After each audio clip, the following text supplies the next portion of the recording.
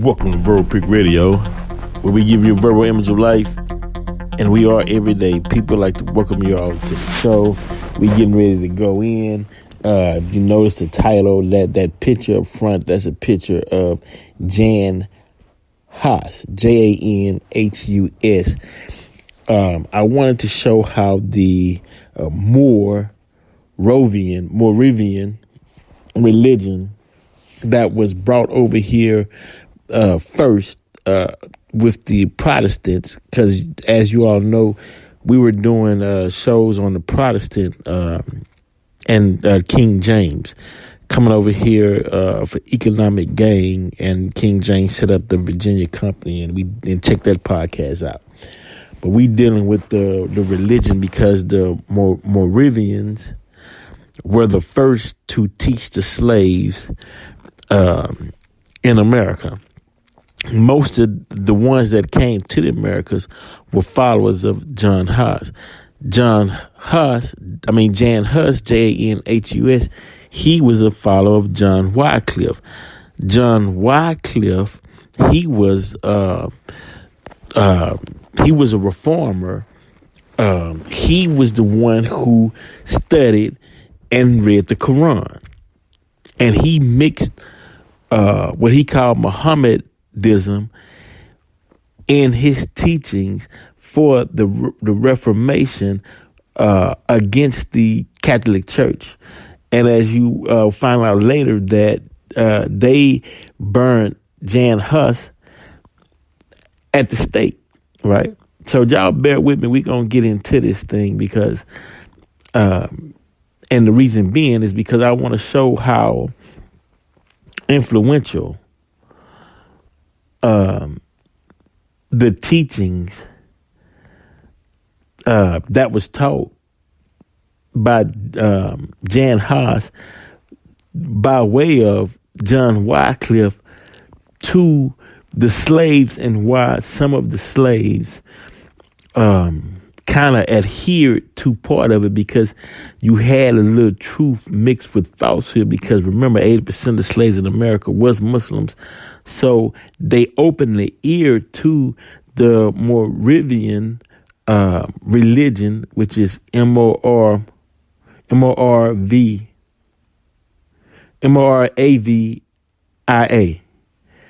They lent the ear to that because part of that was part of it had a degree of Islam in it.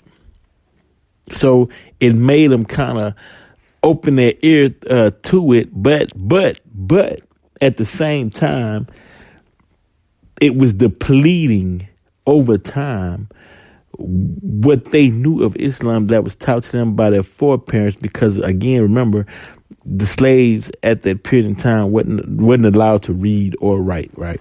So over time, it took them time to break them all from their old traditional ways, and then they had to be poured into this new concept of religion into the babies to raise them up. They cut off the foreparents and taught the newborns a new form or a new way of worshiping or religion. But it was watered down, right? That's why, it's so much we can go into this on.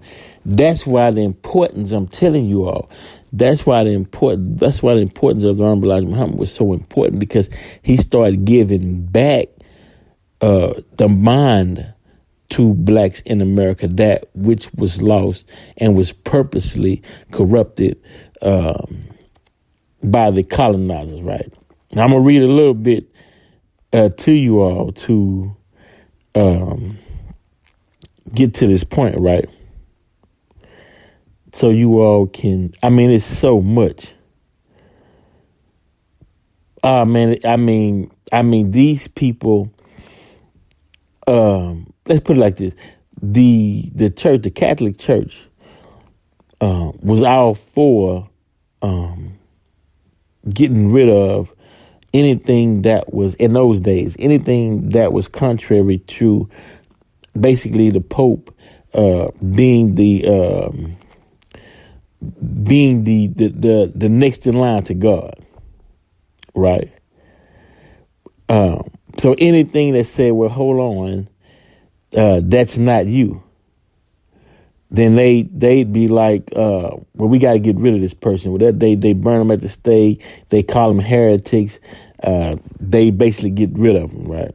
But we finna get into the biography of Jan Hus, religious reformer and martyr, right?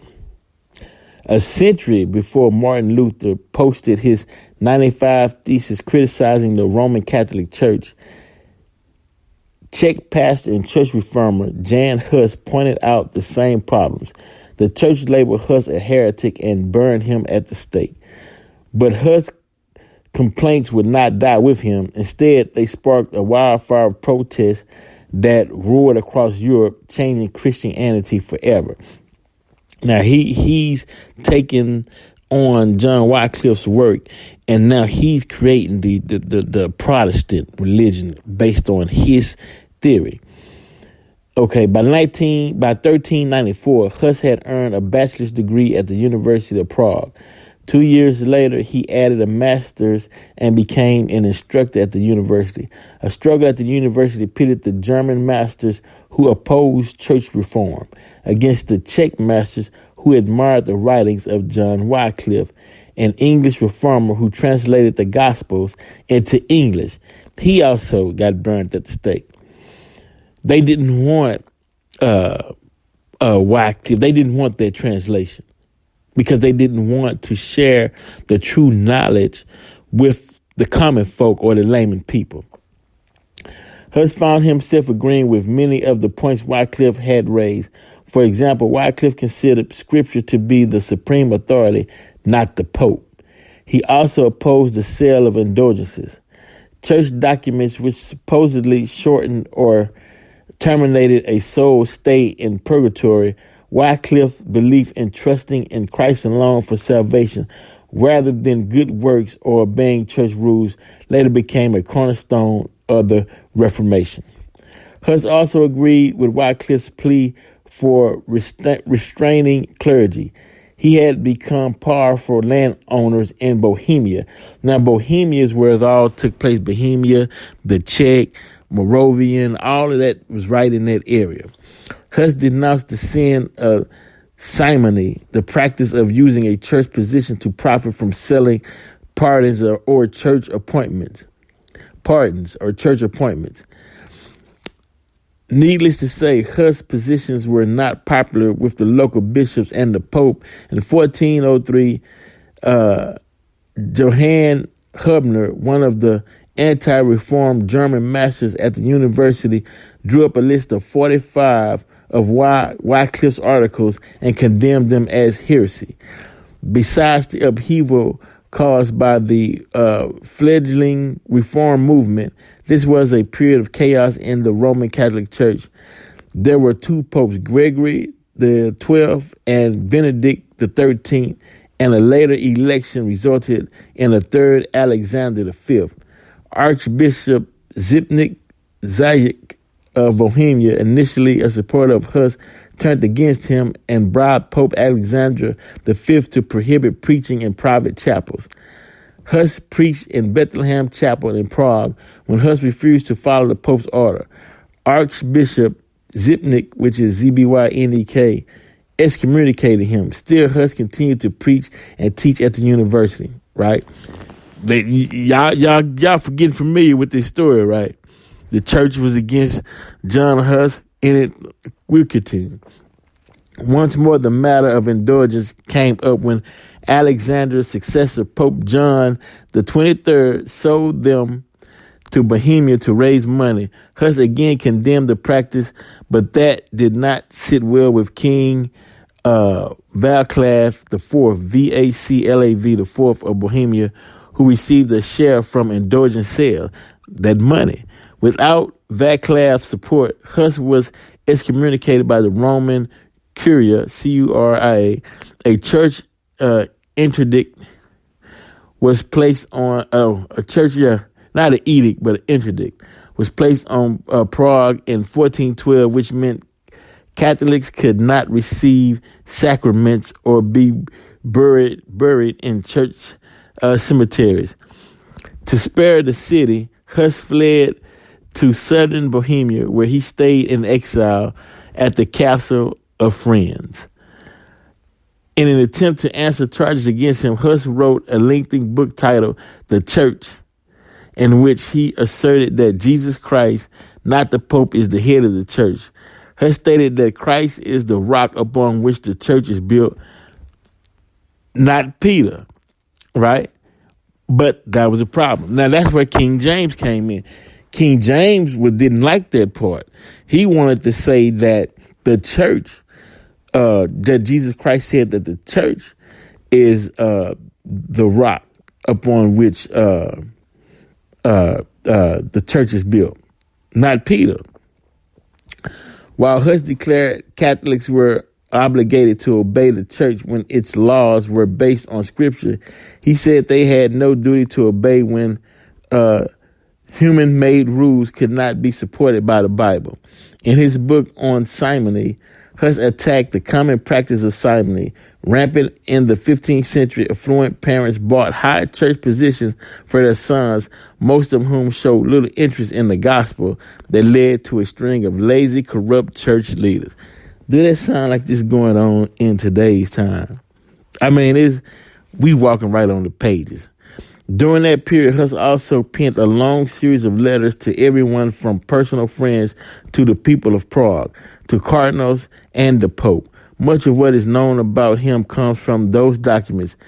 His other works explain the Ten Commandments, the Apostles' Creed, and the Lord's Prayer. Of course, many of Huss' positions undercut church authority, a stance that further alienated him from the local archbishop in Rome. Huss was dangerously unaware of just how much he was hated by church officials. In 1414, a naive John Huss traveled to a church conference in Constance, which was basically Constance, Germany, believing he would have the chance to defend himself before a group of church fathers gathered to discuss the situation of 3 sitting popes. Huss was promised safe passage there, and backed by King Sigismund, Sigismund, Sigismund of Hungary, Vaclav's half-brother. But when Huss arrived, he was arrested and thrown in prison. Located next to the latrines, Huss' unsanitary cell stunk. The reformer grew so ill that treatment by the Pope's doctor and relocation to another cell were needed to keep Huss alive. When Huss finally appeared before the council, the loading against him was overwhelmingly. Sigismund, caving to political pressure, secretly withdrew his vow of protection. The council concocted 30 false articles they said Huss taught, including that he was the 4th person of the Godhead. Every time Huss tried to defend himself, he was shot down. On July 6, 1415, Huss was dressed in priestly vestments, then ceremonially defrocked. He refused to recant his beliefs, dragged to the place of execution. He was bound to the stake with a chain around his neck. Men piled wood up to his chin. Given one last chance to recant, he proclaimed his innocence. Huss' impact on later reformers was immense. In 1520, Martin Luther confessed have taught and held all the teachings of John Huss, but thus far did I not know it. In short, we are all Hussites and did not know it. Most mainstays of Protestant theology can be traced to Huss. Christ alone as head of the church, strict adherence to the Bible, all worship readings and sermons in the local language, receptions of both wine and bread in communion, daily Bible readings by Christians, and the danger of temptation and culture. We can go on. We'll finish the rest. As a Catholic priest, Huss never advocated breaking from the church. Instead, he called for a change, for reforming the corrupt bureaucracy of the church and returning to the non-political norms of early Christianity. The system called his appeals heresy. We can go on Huss, but does that sound like the story of Jesus? I'm just saying, man. They drug him. They put the garments on him. You know what I mean? Come on. Then they burned him at the stake, right? But now Hus reformers, the Moravians was the church that came from that, because the Czech, Bohemia, the Moravians, Moors came out of John Wycliffe, and John Wycliffe was a reader of the Quran. Hus was a student. Hus reformers comes to America and was the first to teach the slaves.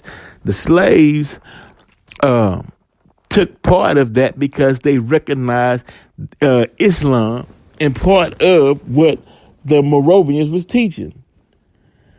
I mean, come on.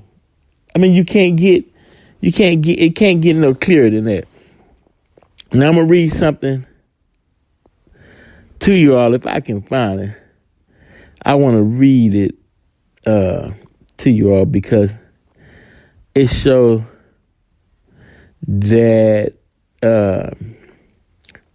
how John Wycliffe. I'll just read this part, but it shows how Wycliffe read the Quran.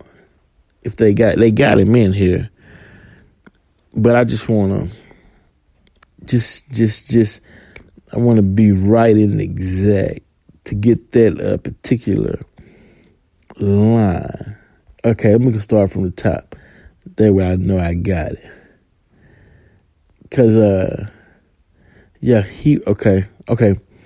Wycliffe had to rely on much unreliable information, but he had read the Quran in translation and thought that he had found important points on comparison between Muhammad and the Church of Rome, right? Now, Wycliffe was saying that what parts of the Church of Rome was teaching was coming out of Islam. And that was the secret that they didn't want to get out, because they put like this. Now, from what it's saying, from what I'm reading, what they're saying is we can't let their people know that part of what they're teaching their people, part of it derived from Islam. Right. So when Wycliffe and Hus was teaching part of Islam into the Christian doctrine, they had to be stopped. They killed them. They burned them at the stake, killed for that very threat. Because why? Because at those times, in medieval times, the time of the Pope, the eras of Pope Innocent and Alexander, and they were creating a new way of worshiping for the people, and as John Wycliffe, he accused them of the motivation being greed. That's why you'll see in earlier times the popes was charging people if they pay a certain amount of money, depending on what sin it was, it cost a certain value for them to be forgiven of that specific sin. He was saying, no, that's a no-no. But yet the bottom line was he was getting in the way of their money. So he had to go. And that's the game. They were all powerful. They had the power. Come over here with these teachings of trying to teach the divinity of God in man. You gotta go. See, that's the thing.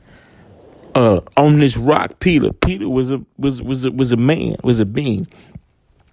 How can the church put the value in the man when in their ideology the value goes into the building, the church? That's why you hear people saying, well, shall I follow or shall I believe in flesh and blood or brick and stone? But the brick and stone is it's a farce. It's not It holds no true power because it's brick and mortar. The true power is in the man. That's why it's called the Son of Man. That's why I keep saying like over and over again. And this is for anybody. I don't care if you black, white, Mexican, Asian, whatever. The teachings of the Honorable Elijah Muhammad. How he teaches how God can come in the person of a man. All through the Bible, it's been talking about a man delivering the message with that energy of the Creator. You know, as that entity, that first spirit of the Creator, it can choose any host or house that it wants to. And then that host or house delivers the message to where you can understand in your language. If a warning needs to come, or if something needs to be said. A brick and mortar can't talk. You know, a building can't sit up there and tell you anything. A statue can't talk. You know? It's so much into this series, this section that we're doing on the Protestants and the Moravians and the church. And they were the first ones to teach the slaves, and Jan Hus and John Wycliffe. And it goes deep. It really goes deep. But, you know, because Black History 365, but we got to connect these dots, as Brother Abdul Halim Muhammad states. You got to connect the dots, man, and put all this together. But we're not through. We'll continue on this, but this subject is so deep to where I have to carefully go in and present this information because I don't want to make a mistake. You know what I mean? But as I stated, that this is the time for information. Verbal Pick Radio, we're out.